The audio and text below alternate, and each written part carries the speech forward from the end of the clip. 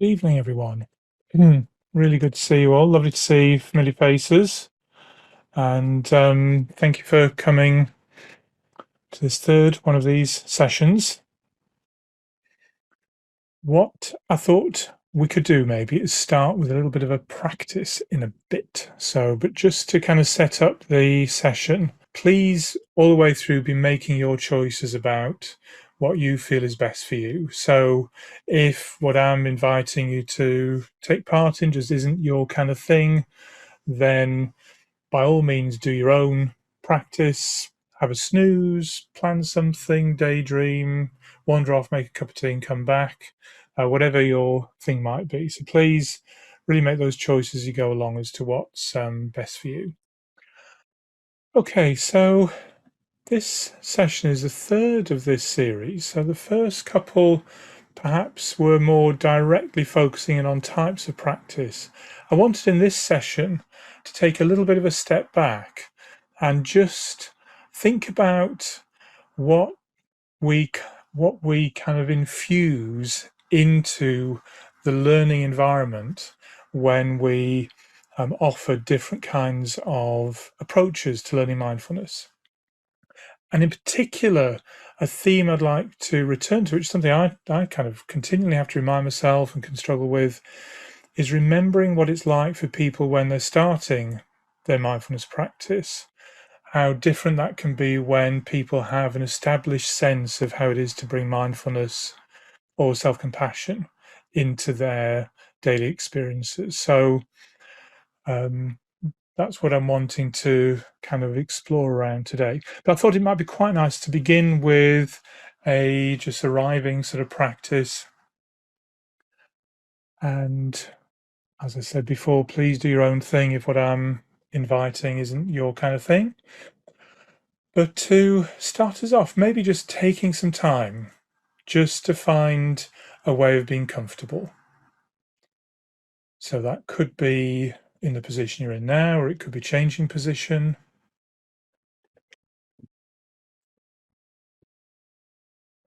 And it can be nice just to really take some time, just to tune into what your body's telling you, if that feels okay to do, in terms of what a comfortable position might be.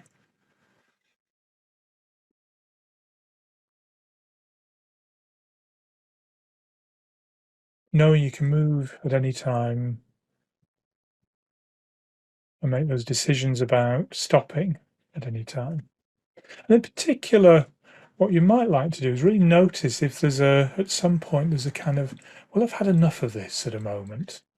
And if that, well, I've had enough of this moment comes along, what's it like to notice that that's arrived and maybe act on that impulse to stop, refocus, change kind of what's happening. So just really exploring, listening to that sense of, yeah, I've done enough of this now. I want to do something else. May or may not happen. And then just to begin with, it might be useful just to start to check in to the stuff that's here that's kind of hooking your attention. So that might be stuff in the environment around you, sounds you're hearing, if your eyes are open, stuff that you can see, sense of people, pets, who knows what in the vicinity. What kind of stuff in the world around you is hooking your attention? Feeling the kind of pull and push of different things. And maybe just taking a moment to get a feel of what it's like to have that kind of stuff around right now.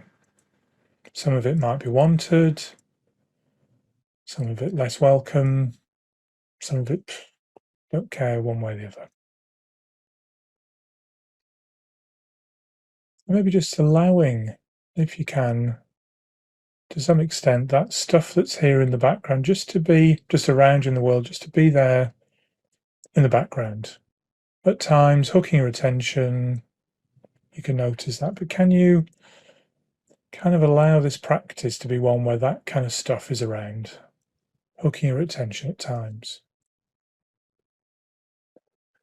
And then similarly, maybe just noticing in a kind of body-based way, just maybe take your attention through your body. Is there anything particularly hooking your attention? Just take your attention, sweep your attention through your body, just noticing what kind of stuff's going on.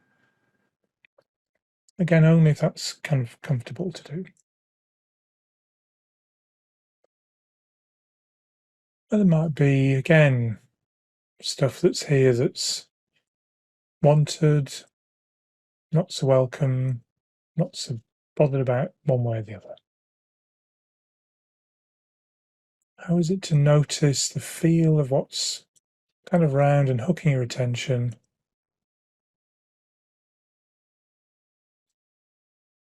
And again, to kind of allow that stuff to be part of this practice. And then finally, maybe more of the kind of internal stuff to do with your mind, feelings, moods, kind of sense of energy, who knows. What's here kind of inwardly, again, at times, or maybe quite frequently, hooking your attention,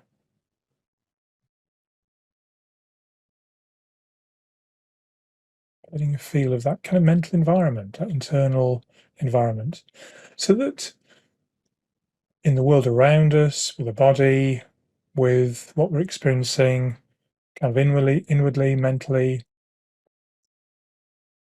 can we have a sense of what is around hooking our attention for this particular practice? And maybe have a sense of setting this practice up, that it's going to be a noticing when my attention's hooked by all that kind of stuff kind of practice.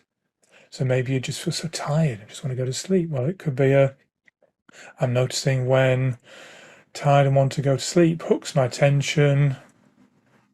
And how is it to notice that's happened and unhook your attention from that?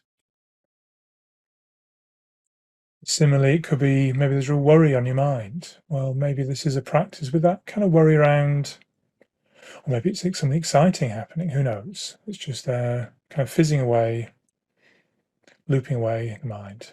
Well, this could be that kind of practice where you're noticing that and unhooking from that kind of stuff. Who knows? So maybe making a choice to focus in on something in particular. So focusing anchor for your attention.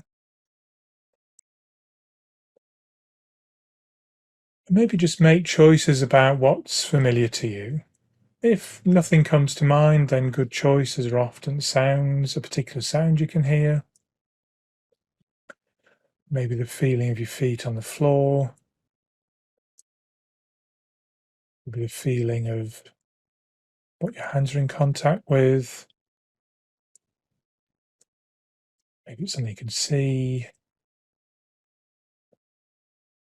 Maybe a feeling of a particular area of your body moving with your breath. Who knows? How is it to choose to focus in on one thing in particular, if that's what seems kind of right for you?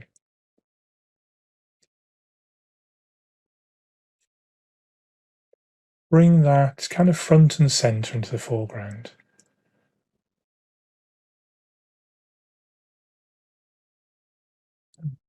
Moving close to that, allowing that to fill your awareness. So that when something hooks your attention, you've got a clear contrast between where your attention's been with that chosen focusing anchor, and now when you come to realize it, which could be sometime later, oh, my attention's been hooked by something.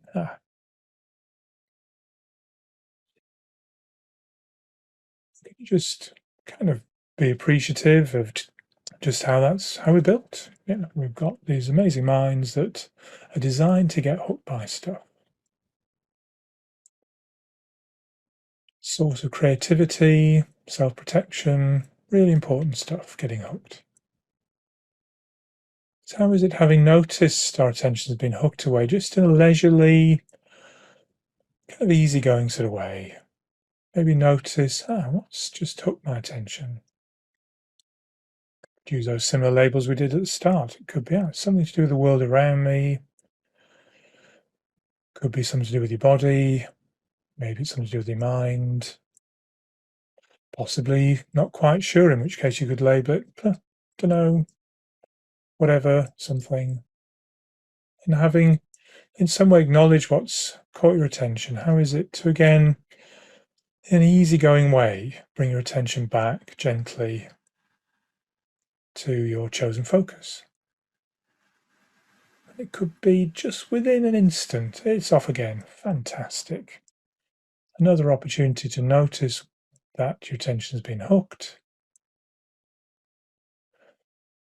And linger with that a moment to notice what's hooked the attention or what stuff's happening, before then choosing to unhook and bring your attention back. And it can be helpful to frame this whole thing as an unhooking practice. So we need to get hooked in order to practice unhooking, to practice spotting the hook and unhooking from that. So maybe just having a minute or two then, I've been wittering on a bit, which could have well been hooking your attention as well. Having set that up, just to have some time to play around with that yourself. And I'll come in every now and then just to invite you to notice kind of where your attention is.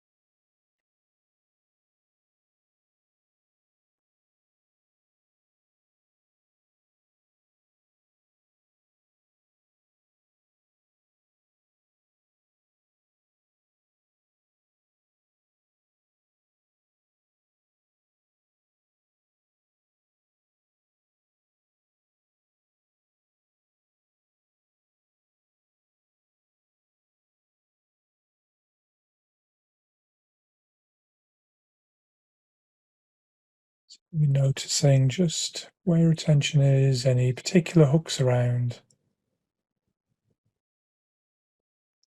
maybe any kind of sneaky background hooks that are coming in saying, oh, I just can't do this tonight, or it's no good, I may as well give up. Or all those, sometimes there can be cheeky little background hooks that kind of in the name of something to do with mindfulness are kind of catching your attention in ways that can be so subtle it can be hard to spot.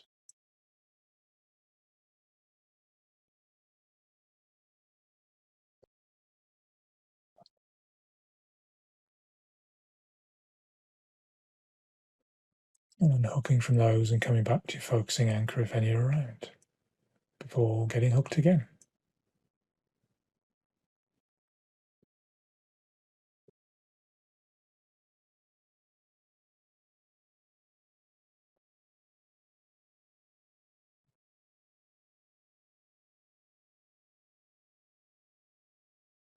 Then maybe if you're kind of interested to try this out, maybe kind of going back to the beginning again and just having another moment just to check into the hooks that are around in the world.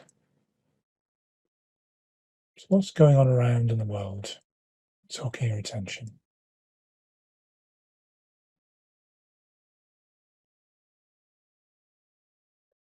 And what about the body? What's there in your body hooking your attention?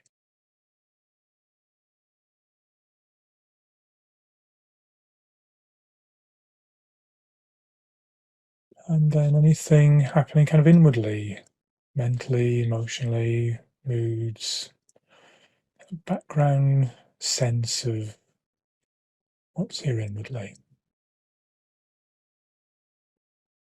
Again, just noticing what hooks are here, and what's it like just to kind of have another kind of baseline moment of, yeah, so this is going to be practice with these kind of hooks around.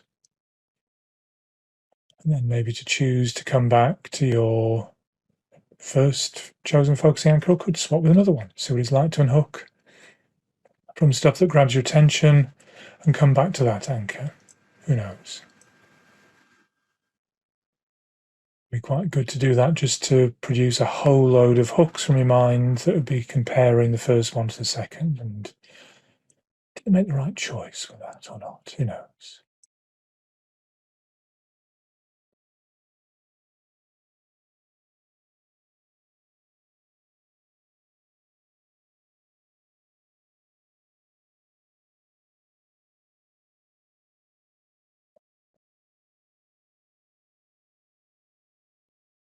So getting a bit more kind of unhooking in your own way, if that's what you want to be doing.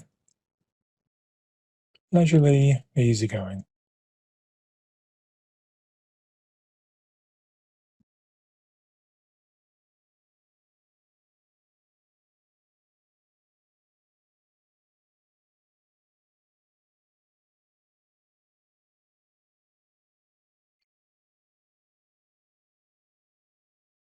And then maybe to end, just broadening your attention out to have a sense of your body sitting in the chair or whatever position you're in,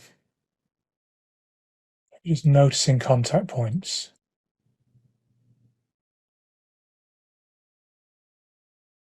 Maybe noticing the sense of your breath moving in your body, if that's comfortable to do.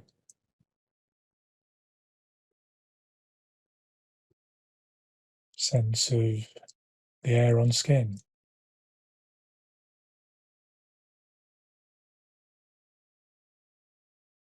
I also like to be with an awareness of your body in the position it's in.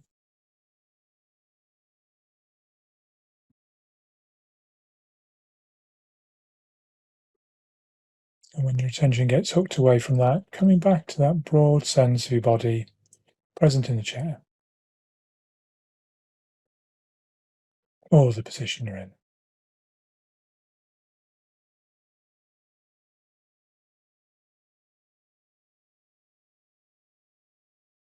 Similarly, sense of what's happening in the world around you, the sounds you can hear, a sense of being in this chair with awareness of sounds and stuff going on around you, or whatever position you're in.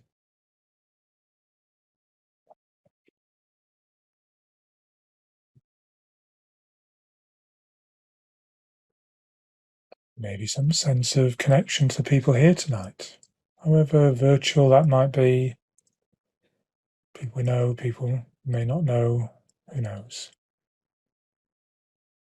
Sitting with a sense of, yeah, I'm here in this place and I'm aware of other folk here too, in some way.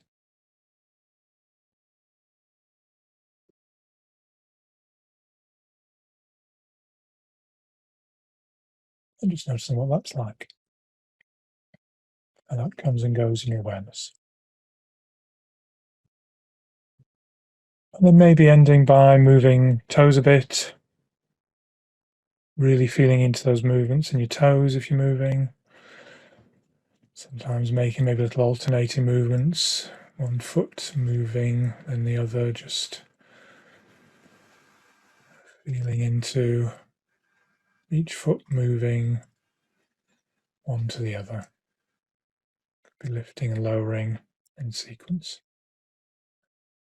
Similarly with the hands, maybe take your attention to your hands, moving your hands.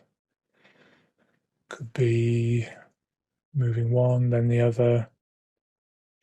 Just feeling into the different sides, different hands moving, or letting go. Who knows? Then finally, maybe just stretching, moving, shifting around a lot. Seeing what you can see, focusing on something in particular. Stretching, it's always good if you can find a yawn, I reckon. It feels okay, quite a bit of a yawn. Get the old parasympathetics going. So What I thought might be interesting to do, and I think I've finally figured out how to do this after multiple attempts, is to share the whiteboard so that we can maybe use that as a place just to bring any reflections from that practice in. Pop a hand up if you want to do that, or I'm just really curious about what you were kind of noticing in that practice, and in particular, maybe how the language of unhooking sat with you, something I've been playing around with at the moment, and I'm kind of curious about people's responses to that as a way of describing the. Hi Tim, it's Susanna. Hi, oh hi, I Susanna. can't I can't see a T or anything to write with, so I'll No just use worries. my voice. Thanks. And I've got the dog here, and he's making a weird noise, so I apologise for him. I found it unbelievably interesting and really helpful to come at that from unhooking. So the task was to unhook lots rather than to focus lots. And when I spotted what you'd done, I just almost felt this palpable relief in my body. It was just like, oh, how lovely. My job here tonight is to unhook. And it just made it all okay with just how distracted I was at the end of a really challenging day. So I just really, really enjoyed that. Thank you. And that's interesting, just how the different frame of that gave a different quality to that practice for you. That sense of how when we feel like there's a task to focus in, it's kind of an added, for me it's almost like a burden creeping in somewhere, a job to do, and also because of that I can get it wrong, because if I haven't managed to focus, then somehow, I don't know, it should be different. For all the fact I've been practicing mindfulness about 30 years, my mind still tells me, you should be focusing here, you idiot, or whatever, in these less than compassionate ways at times. That and I think, and I can notice, that's something else to unhook from. Yeah, that sense of I've got a job to do, subtle hook. And I really get the point there. You notice it was easier to unhook from external hooks rather than internal ones. I've had today, I had one of those days with a project at work where we needed some news. It was either going to mean it was bad or it was deeply, overwhelmingly bad, what was going to happen as a consequence of this project. And had an hour and a half of waiting for finding out that news. And boy, was that some good unhooking practice. It was just bobbing in my head continually, the wanting to check about all of that. So yeah, thank you for that. This is something around this kind of notion of unhooking. Our plan is to kind of build a participant, a public website that's kind of structured around that as a notion. But I'm really kind of curious about your sense of exploring that notion. And what's quite interesting, you can actually take that concept of unhooking all the way into the most profound aspects of mindful practice in a way, our sense of identity, as we may be getting more kind of established in mindfulness practice and noticing how where we hook onto to have a sense of self, actually we can choose to unhook from that and notice we still have presence despite that sense of what I previously felt I needed to be here to be me can be maybe a bit more fluid. So I think it's interesting kind of take that and even into kind of the perhaps the more ethical side of things, how particular habit patterns that take us away from how we want to be in life can hook us, and maybe we can focus back in onto what matters. So yeah,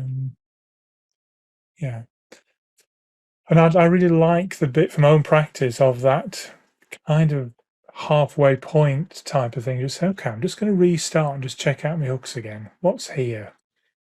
And then kind of naming it as I've been on the computer on meetings all day, so I'm noticing my kind of voice is a bit tired. And so that can set up a dialogue in my mind. So yeah, it's noticing my voice is a bit kind of tired, kind of feeling around practice. So all that stuff is just more opportunities to unhook. And you can have almost like a general label, just go, oh look, hooked again. It can even bring a bit of a smile or a kind of at least a warmth to ourselves, recognizing that's what we're set up to do. If we didn't get hooked by stuff, we'd actually be in quite a bad way, because we wouldn't be able to do creativity, which takes us out into places where maybe we wouldn't expect. So, okay, so I just wanted to kind of have that. It was possibly quite selfish because of having a bit of a difficult day, needing that kind of space for myself just to focus around that. But I think this also connects into what I want to move on to, which is thinking about, I'll just stop sharing that, thinking about how we infuse different qualities into the way in which we offer or invite people to practice mindfulness. And I want to use as a model to kind of unpack that a little bit, the really fantastic model many of you probably familiar with, from Paul Gilbert, which is the 3 circles model. So let me just bring that PowerPoint back up.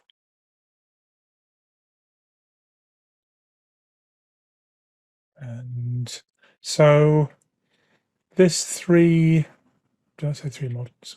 You may be getting somewhat mushed brain tonight just because of, I thought this was going to be a kind of a day of not much happening, hence good time to do this talk, but it turned out to be an everything happening day. So this motivational or emotional regulatory system model, this 3 circles model that Paul Gilbert and his colleagues developed, I think is a really helpful way of just getting a sense of what system tends to get kind of dominant depending on how we might structure and kind of frame particular ways of practicing mindfulness. And just if you're not so familiar with this, the notion here is that we're born with our drive and defense systems kind of up and running, ready to roll. In fact, they're even happening kind of within our womb, inside the womb. So we have that kind of drive system, which is all about what brings us towards what we want, that motivated, exciting feeling or alert feeling when there's stuff happening we want to get involved in. And this system tends to bring us into focus on stuff we can do, actions and achievements. It particularly will bring in a sense of reward when we get something that we want. That's in the kind of short-term emotional brain's version of what we want. It may not have much of a big picture. So in some ways we could say that the emotional brain here, it kind of thinks but it doesn't remember. It's just here with what's here now. And then that's complemented by the defense system, sometimes called threat system, which takes us away from the stuff we don't want, that's unpleasant, that may be threatening. And when this is activated, we get all these feelings of feeling unsafe, anxious, fearful, angry, disgusted, overwhelmed, threatened. Our fight, flight, freeze systems coming in here, different sympathetic and primitive parasympathetic systems. And the focus here is on kind of safety seeking, moving away from what feels threatening. And it's, again, a strong inbuilt system. And I think it's often quite humbling to think that maybe many of our ancestors have lived lives where they've pretty much had drive and defense, maybe desperate drive to survive, desperate defense, surviving the odds of all kinds of lifelong threats that may have been part of a pretty short-lived and awful life that was just enough to have offspring, and then they become eventually our ancestors. So, and that may be the lives of some people kind of immediately in our lives right now. So it can get us through, but it's a bit grim when that's all we got. In some ways, if we're lucky, then we learn to cultivate and strengthen this soothing system. And this is the one that initially we need carers to help us know how to do this. So we struggle to soothe ourselves, but we can be soothed by others particularly when their soothing systems are kind of active in themselves. And so here, when this is present, there's this kind of sense of whatever's going on, it's kind of okay. I may be stressed, upset, really struggling with stuff, but somewhere in this is a sense of, yeah, it's going to be okay. I'll get through all that. That sense of being able to hold what's happening in our awareness. And the focus here is on that sense of self-care, of empathy, feelings of kind of warmth to others, kindness to others. It's kind of, again, these are kind of low level, we could say, or long established emotional regulatory systems that need moderation by our kind of networks around, maybe particularly in the frontal areas of the brain, so that warmth and kindness can be directed to any kind of being, human, animal, rather than just the folk that are kind of our folk. So that the oxytocin system, which this particularly is involved with, it's also what sets up the us and them kind of feeling. So we can feel okay because we're with our us and we're against that them. And so it's not kind of all kind of sweetness and light, the system, unless it has that higher kind of more integrative perspective taking networks that come particularly with the frontal brain systems, and particularly the right side of the brain actually is helping us do that. The left side can be doing this bit in a more reinforced way. So and if you haven't strayed into that amazing book, The Divided Brain, by Mush Brain, I can't remember the name of the guy, but type in Divided Brain. Amazing, but goodness me, dense book. And the feeling here, we feel grounded, connected, safe, soothed.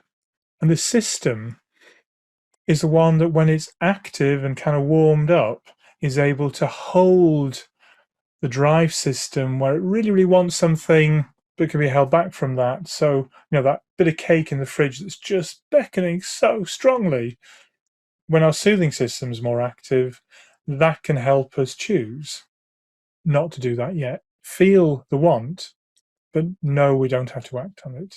Or where maybe, like today, I just had a lot of anxiety around thanks to this kind of unknown situation. So I was regularly coming back into what I find helps soothe that kind of warms up my soothing system, to be able to hold that anxiety. So I'm not liking it. I want it to go away, but it's around. So how can I kind of know I'm okay, even though a bit of me just wants to kind of hide under a bushel and whatever it is and disappear, or resign my job, or all those kind of thoughts. So and the reason why I think these systems are really useful as a model is we can think about, if those kind of ideas make sense, of what it might be like when we first kind of encounter mindfulness practice, or maybe any kind of therapeutic or personal developmental system or approach, that if we kind of represent how active those systems are by the size of the circles, then often the reasons why people come into a mindfulness course are because maybe they have just an intense defense system activation that is just dominating their lives. So anxiety, fear,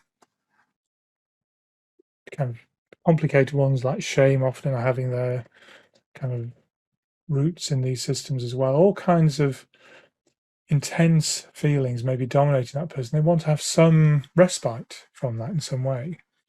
Or maybe it's a drive system that can be overactive in addictions, for instance, or workaholism, or all the kind of things where we just get caught up in the doing stuff of life. We're kind of missing out on living. Or where we may be in low mood states, depressive type states, then it could be it's quite underactive and really struggling with a lack of drive. And fundamentally, we may not have had the chance, fundamentally, we may not have had the chance in life to cultivate that soothing system. So there may be quite limited circumstances where that feels it gets any kind of look in. And when the difficult stuff is around in our lives, we're responding with the defense system or the drive system. And the reason why I quite like the drive system at the top here is the sense that what's informing the energy of that drive system is often what's kind of underneath here. We can be driven from our fear of something really bad happening. So we're going to do all this kind of stuff, avoid all this stuff, and really feel driven into doing the things that help us avoid that stuff because our defense system is saying, I've got to get out of here. I just can't stand this. This is no good. Hopefully, through the practice of mindfulness, self-compassion, all kinds of other therapeutic interaction, or just being with people whose own soothing systems are kind of strong.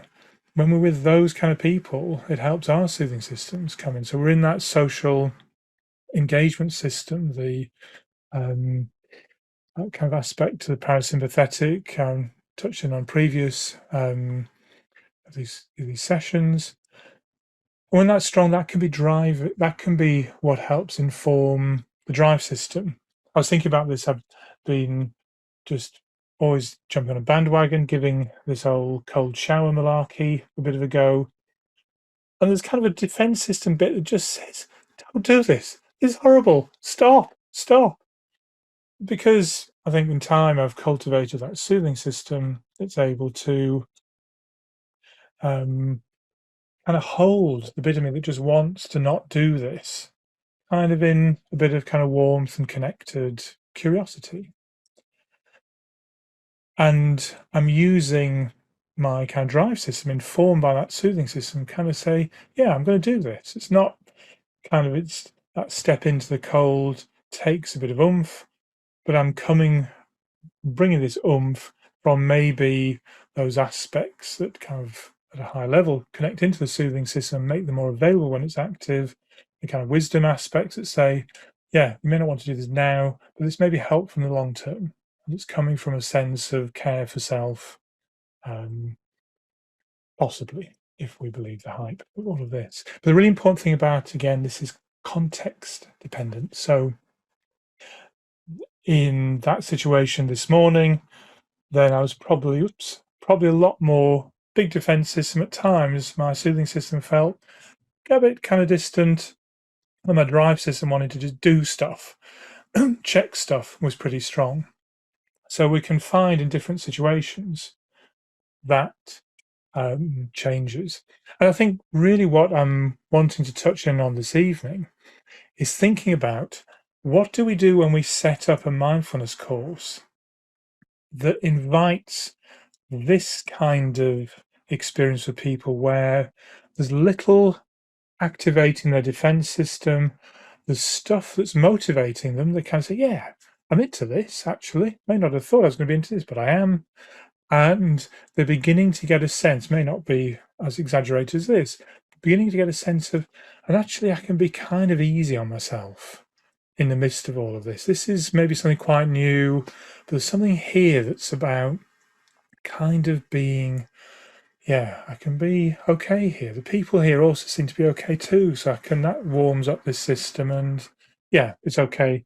As opposed to setting our sessions up that may be really pushing people's defense systems, which kind of in the first time anyone does anything, this is likely to be really quite strong. Drive system, again, often coming with a desperate need to want to do stuff to kind of get out of the situation you're in. Unless there's a real sense of lack of that, then maybe all you could do to get into this session. And then if anything really undermines your feeling of you're in the right place, maybe that's going to make it even harder to come back. And what can we do that invites that soothing system into more activity?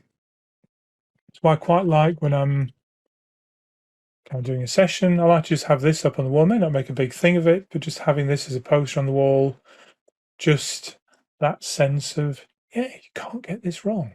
What's it like to, what does that feel like in your body?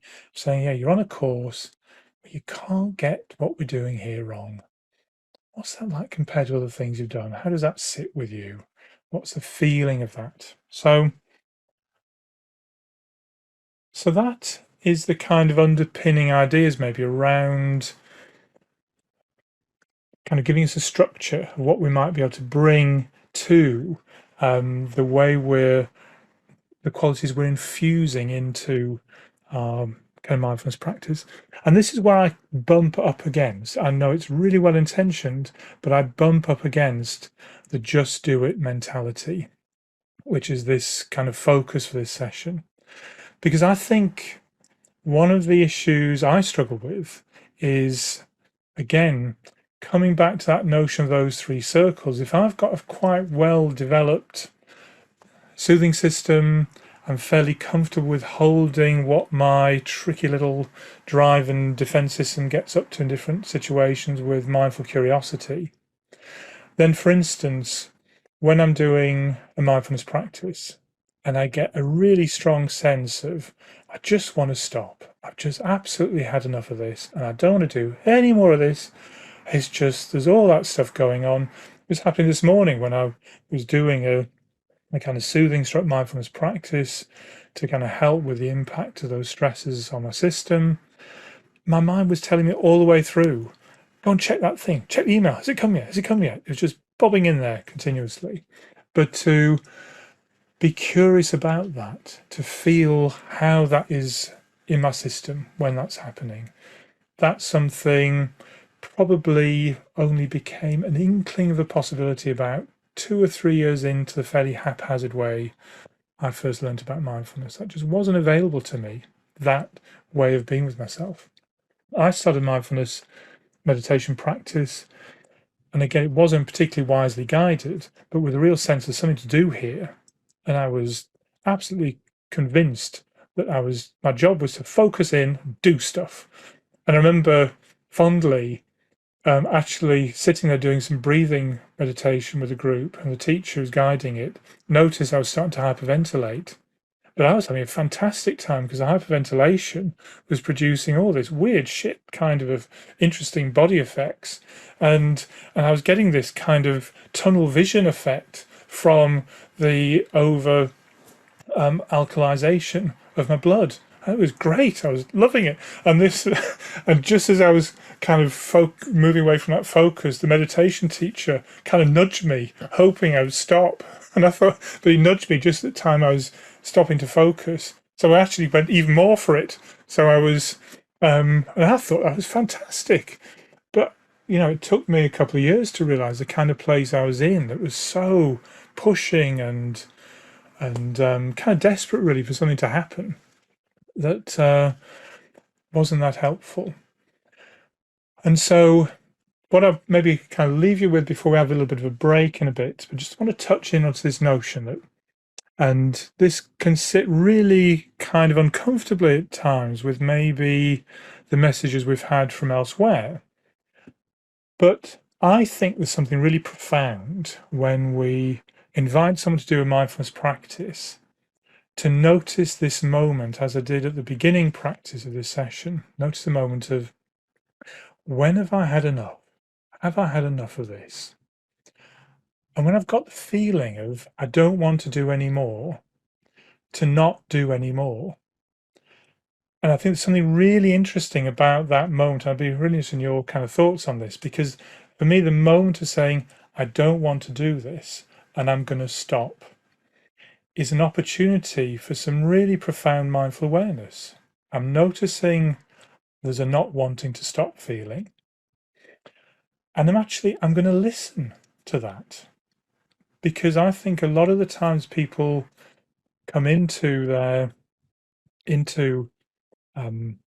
learning about mindfulness, they're full of all kinds of driven behavior patterns that are saying, when you start something, you've got to stop. I'm doing this because it's good for me. I've learned that if I force myself to do some kind of stuff, then things happen. And maybe what appear to be helpful things happen, but we can have a deep-seated mentality of, if I push myself, that's going to be good. If I force myself, I'm doing this because it's good for me, or I'm scared of what happens if I don't do this, and I'm desperate to sort my life out, so I don't do this mindfulness practice. Maybe also the terrible things can happen. There can be all kinds of deep-seated motivational drivers that are pushing the sense of what's happening in this mindfulness practice. And I think it's really interesting, just in the first few sessions, while people are figuring out what mindfulness is all about. Oh, it's about unhooking. It's about focusing in, but knowing you're going to unhook. And then, so what's it like if I just do that to the point of, yeah, I want to stop now. And I'm going to stop and do something else that I want to do. And to kind of honor that sense of, yeah, right now I want to stop. Because the reason I think this is important is that what would you have to do to carry on? What motivational system carries you forward into doing that little bit more? Is it your soothing system, or is it your drive or defense system that's pushing you to do that next little bit? And if it's your drive or defense system pushing you to the next little bit, I think there's a high likelihood the very reason why you're doing this mindfulness course in the first place is because your drive and defense systems are pushing you to do stuff. So do we really want to infuse the practice of mindfulness with the motivational systems of, I'm going to make myself do a bit more, until we have the inklings of a bit of mindful curiosity to then be able to go, I really want to stop right now, but I'm just going to linger a moment and notice what's here around that feeling of wanting to stop. Where do I feel that wanting to stop in my body? What thoughts are here with that wanting to stop? What's the background feeling around that wanting to stop? And can I have a sense of how those thoughts and feelings and body reactions, maybe it's stuff happening in the world around me, are kind of more of these hooks. They're just maybe some of these sneaky little hooks that are bringing with them an urge to stop the practice. So what might it be like for a moment or two to unhook from the feeling of wanting to stop the practice, just for a couple of moments, and then stopping? What's that like? And then we can expand out that sense as our capacity for mindful curiosity and self-compassion develops. We can expand that out until eventually maybe we can expand that lingering with the wanting to stop so long, we're noticing the wanting to stop goes away. And then what a fantastic experience that is, that from a place of mindful curiosity and self-compassion, goodness, I really, really wanted to stop, but now that's all gone. Isn't that amazing how a feeling comes into awareness and comes out of awareness? Whereas my worry is that if we focus on, you've set yourself a half-hour practice, and by Jiminy, you're going to do a half-hour practice, even though everything in you has been screaming from minute one. What have you used to get through to the end of that? My supervisor had this lovely phrase I hadn't kind of heard in this context before, of willfulness. He said, as in contrast to mindfulness, we can end up using willfulness. So thanks, Steve, for that kind of really nice kind of contrasting phrase. And there's times in our life we need willfulness, but do we want to be cultivating willfulness in the context of mindfulness practice? So there's a bit of a kind of spladoosh about those sort of ideas. I'm just wondering if anything, if you just kind of want to come in to react to that, what does it feel like, even just that notion of stopping when I want to stop? What happens in my body if I was to do a bit of that? What thoughts, feelings come around? Anyone care to come? By all means, use a chat or the come in with the audio if you have anything around that. I'm really interested if someone profoundly disagrees and says, yeah, Susan, please come in. Thank you. I mean, it's incredibly liberating and very gentle and very kind, the approach that you're putting out there. And having done mindfulness for a while, I can entirely see that. Just a question that's bubbling up: if somebody came, a lot of people that I facilitate have poor self-image, often a gendered poor self-image. And well, I'm posing a question really. What about the alternative hypothesis that if somebody comes into the session, I'm always failing, this is a last-ditch attempt, I can't think of anything else to do. Is there not a very subtle or even less subtle, oh my God, I can't even do this, question mark? Yeah, I think that's a really important point. I think that's why, in a way, I wanted to set the session up with that framing of mindfulness about an unhooking practice. And that if people need a kind of a sense of, I've got a job to do here in this mindfulness, because it takes a while for the kind of openness of mindfulness to become something meaningful. So to have it in your mind, my job is to unhook from stuff. That's my plan. Okay. And one of the things I want to start unhooking from is how I push myself to do stuff. And it may be, and I'm just going to put it down for a little bit. I can pick it up again in all the other places in my life, but just here, what's it like to experiment with? This is a place where I don't have to push myself in a particular context of mindfulness. And I would say, and this is how we kind of get on our own side here, because I'll be saying, what is it in me? If I'm doing something I don't want to do, what is it in me that pushes me to do a bit more? And is it a bit that's like a compassionate coach that's kind of on my side, they've got my back, they're on my team, kind of helping with this? Or is it a bit that's saying, you dozy idiot, go and, for God's sake, get a grip, or whatever that, or even worse, that's really harsh and pushing? I'm saying one of the things this whole course would be about, I might be saying, is just kind of seeing if we can add something else into the mix. It's not that critical stuff, even bullying stuff, is going to go away, but what's it like to have something else alongside that? And we can begin to practice that. And this is why it's so important. When you're feeling you've had enough of something, to begin with, we're going to stop, because that's a moment of really fine mindful awareness, and maybe a little bit of self-compassion, if I feel it's appropriate to use that word, or have the sense of being on your own side in that point, so that I'm almost setting up the practice to say, and there'll come a moment when you want to stop. Be mindful of when that happens, and unhook from the parts of you that say, I must do some more. So it's where we learn to unhook from these sneaky little things that are there in the background. So I feel those are quite kind of complementary in terms of how those fit together. But I also get how there'll be people who they're only here because, in a way, willfulness, you could say, they've made themselves turn up, and that isn't just a switch that can be flicked from to not have that as a real driver. So it could well be that that's the notion of, stopping when you've had enough just isn't what they can do. They just carry on forcing themselves through. But then that can be a really interesting thing to bring out in inquiry. Did anyone find, even though I was saying you could just stop when you wanted to, you thought, no, damn it all, I'm going to do a bit more. Yeah, we're kind of stepping into the breach here, whatever it might be, and I'm going to push.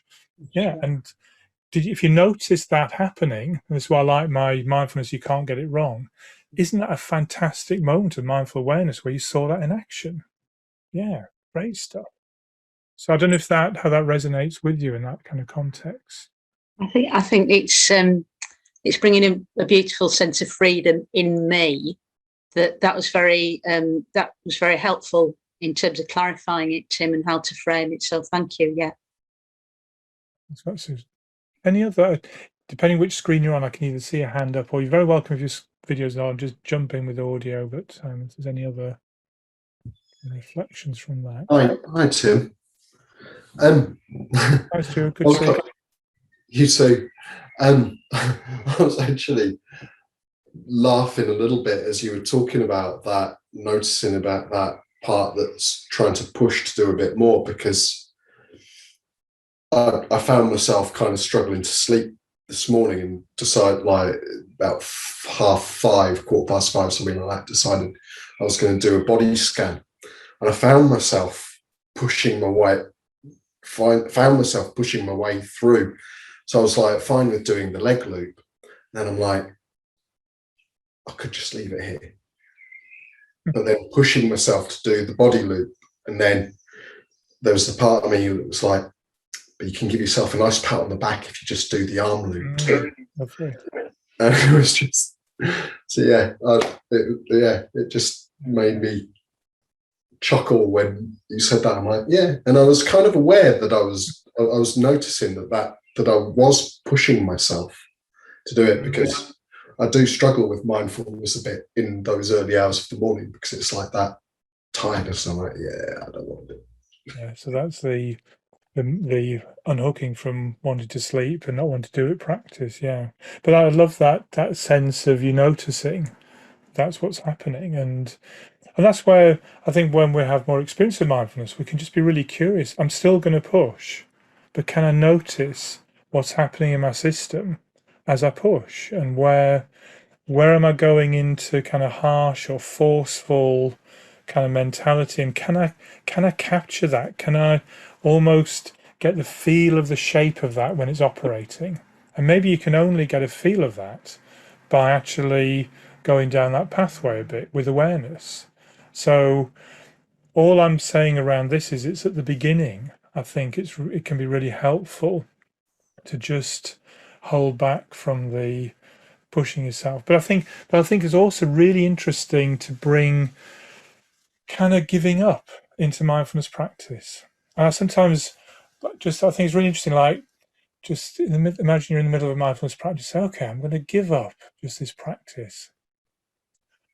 I'm actually going to give up mindfulness. I'm never going to do any mindfulness practice ever again. Not a jot. What would that feel like? Yeah. To hell with the whole lot of this stuff. Yeah. Yeah. Just kind of feel through just the complete giving up of this whole business. Then what happens if I do a bit more? What's that like? Just that sense of being playful with essentially these motivational systems, and just noticing how they're working. But we have to have that capacity for perspective taking, self-soothing, for steadying, for moving our attention to focused and wide awareness, to be able to do that kind of stuff. If we haven't got those things established, we're likely just to get caught up in habitual loops as we go into places which don't feel safe, don't feel comfortable, or kind of just flip us into very habitual grooves. That's just what we've done for years. These kind of driven mentalities that can be there. Thanks. Yeah, that was really helpful, Stuart. Thanks for that. And yeah, I'm loving that, capturing that must do me loops happening in your mind there. Yeah. So. Okay, so what I'm thinking is, should we have a bit of a break there, a bit of move around, and maybe aim to be back for, should we say, yeah, if we could say just before, like 28 minutes, so just a 5-minute break. I'll be kind of setting things up then. And what I'd quite like to do to end the session is another kind of practice, really, to focus in on what might it be like to let some of these things drop a bit, and just to maybe explore the kind of felt sense of that a bit more, if that seems okay to you. So I'll see you back here in, well, let's be generous, let's go for 22. What the heck? So yeah, I'll see you at 22.